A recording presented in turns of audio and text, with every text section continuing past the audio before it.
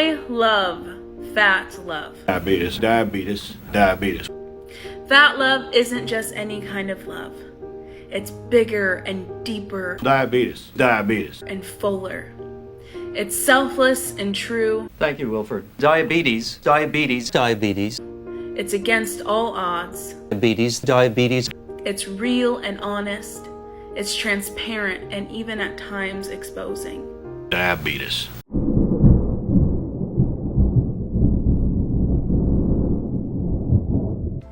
Hey everybody, it's Tony with Big T Bariatric and I'm back at you with another video. Today it is Wednesday, July 26th. I hope you're having a wonderful day so far. So today I'm going to cover another fat activist. Her name is Jordan Straus. This person is an up-and-coming fat activist. She has over 117,000 people following her on TikTok. Just going through her TikTok, she has a lot of dangerous views, and it seems like the whole crux of her ideas is telling people that they're beautiful, even if they're fat. I understand a lot of you might agree with that. Like, hey, you can be fat and beautiful at the same time, but when you tell fat people that they don't have to change because they're beautiful as they are, it really sets a dangerous precedent. And she talks a lot about relationships, as if there's no reason whatsoever why you might not want to date somebody who's overweight. So we're going to get into this, and we're going to get into a few of her clips, so let's get into it right now. This is to anyone with the same body type as me. I've heard it be described before by people who are attracted to plus size people that a plus size woman's body is the hyper exaggeration of feminine features, meaning that every feminine feature on a plus size body expresses itself even bigger than that of a straight size body. This is not to say that straight size bodies aren't beautiful, because they definitely are. As well, femininity and masculinity is a social construct, but that's a different topic. This is just a strength that we carry as plus size people. So another beautiful way of saying this, metaphorically that is that you are the makeup of all the bodies. Yes, makeup, like the type that you put on your face. Makeup is the exaggeration of all features. Makeup goes on top and makes every single feature that already exists about you stand out and become even more so. And what does that mean for plus size people who don't care about makeup? Well, baby, you can be the beard, the makeup of men and others who also grow beard. My name is Jordan Straus. I am a fat acceptance creator as well as a lifestyle blogger, so follow if you want to see more. This is a strength that plus size people carry. This hyper exaggeration of your body size. It's some feminine thing? Really? That doesn't make sense to me whatsoever. It's absolute nonsense that you would say that it's a hyper exaggeration of femininity. Girl who wants Can't even read. Today, Junior? The fat that's hanging down off your arms, the extra large sized breasts, the extra facial fat that comes along with it. And of course you can add in any disease or issue that comes along with being fat. Okay, so the diabetes is a hyper exaggeration of healthy blood sugar. The high blood pressure is a hyper exaggeration of normal blood pressure. This is supposedly a strength of fat people, to have this hyper exaggeration of what it means to be normal. And she's sort of trying to spin it into a superpower that fat people have that normal people don't have. Dude, I'm sorry, but we still aren't getting it. You're half man and half berry? Right! But then what exactly is your superpower? The power of mint and berries, yet with a satisfying, tasty crunch! No, see, that's the problem, dude. That's not really a superpower. Fat babes, plus size babes, listen to me. Let your friends and family take pictures of you. Nobody thinks you're skinny. And everybody knows that an iPhone distorts the reality of what we look like, because maybe, I don't know, they like us to have mental illness. I'm not really sure. Sometimes it makes us look better and sometimes it makes us look worse. But everybody knows that you're gorgeous and everybody knows that you're not skinny.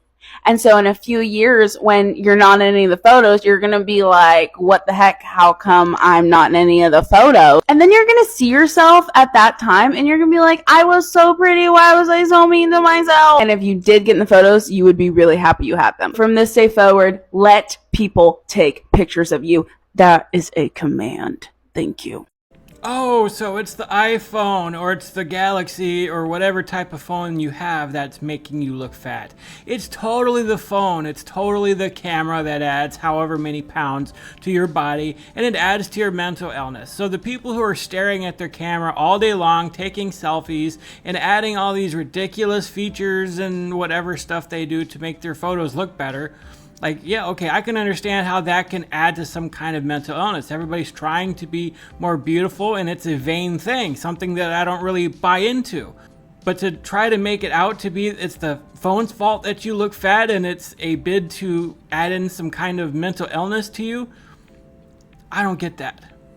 Now, as somebody who was a fat person, I did not take photos of myself, so you might think that this is some kind of positive thing to tell fat people. Like, it's okay if your friends take pictures of you because you're gonna miss out on so much. You're gonna look back years later and you're going to say, oh wow, I was there and yet there's no pictures of me. Like, I can understand that. At the same time, there's no way to really spin how you look, because what you see in the camera, what you see in the mirror is a direct representation of what you look like. Of course, if you add all these extra filters and stuff on there, that can distort it just a little bit. But yeah, you do look that big. And yeah, if you are appalled by what you look like in the camera, and I'm talking about people who are legitimately overweight here, maybe you can change that. There's something you can do to make yourself look better so you're not so appalled by what you look like. It's not the camera's fault that you look that big, sweetie. I saw the cutest picture of a fat couple and I wrote this: I love fat love. Fat love isn't just any kind of love. It's bigger and deeper and fuller. It's selfless and true. It's against all odds. It's real and honest. It's transparent and even at times exposing. It's not always easy, but when is love ever easy? Fat love says, I love you no matter what they say. I love you despite of what I've been told to think. In a sea of judgmental stares, all I see is you. You and your softness, you and your nurture, you and your kindness, you and your warmth, you and your soul, you and your diabetes, you and your cancer, you and your sleep apnea, you and your high blood pressure, you and the list of 200 other things that come along with being obese, you and the pain that you're going to experience, you and the shortened lifespan. If you really love somebody, I mean truly love them, you're going to not value their fatness. That's not the thing about them. You're not going to love fat love. As a fat person, yeah, I would love to fall in love with somebody. I would love to be in a relationship. I talk about it all the time on my channel. So much so that a lot of you guys are probably sick of me talking about it. You shut up! This is something we need to be careful about. Because if you love somebody, you're going to warn them. If you love somebody, you're going to take care of them. If you love them, you're not going to let them stay the way that they are and not challenge them to try to get healthy. Because you're going to want to live with them for a longer period of time. You're going to want somebody who's going to be a good parent if that's the route you're going. If you want to have kids, you're going to want somebody who's going to be around for them. You're going to want somebody who's going to be able to help you pay the bills and help you handle the different responsibilities that come with being in a relationship.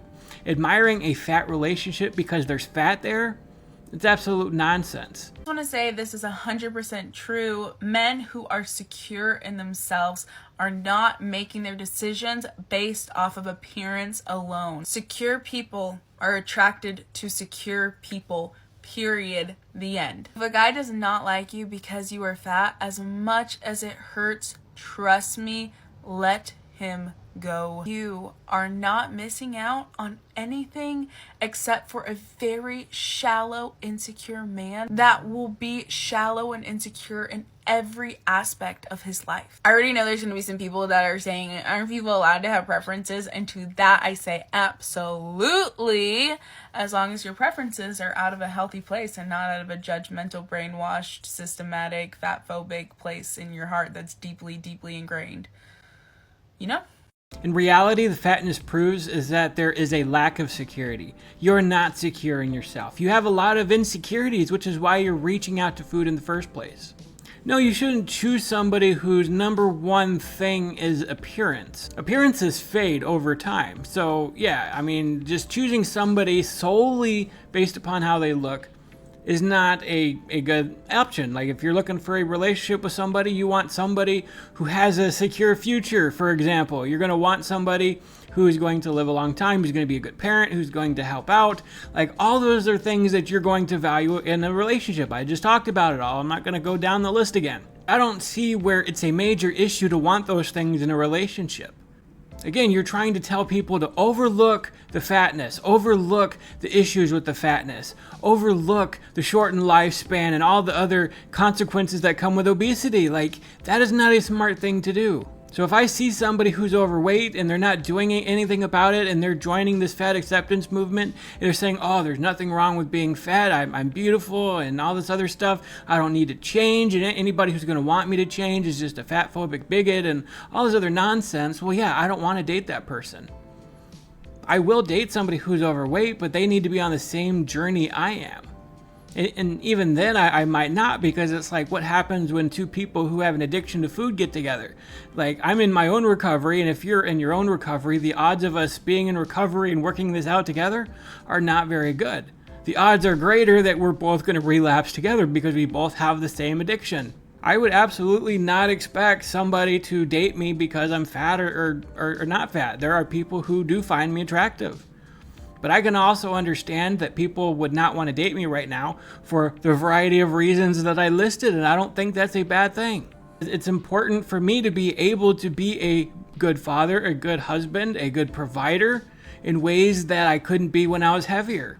I am now doing that. I am working full time. Like, all these things are happening because I am on a weight loss program, because I am losing weight. Anyways, that's my video for today, guys. I really appreciate you guys watching. If you could leave a like, leave a comment, and subscribe to my channel, I greatly appreciate it. I love you. God bless you.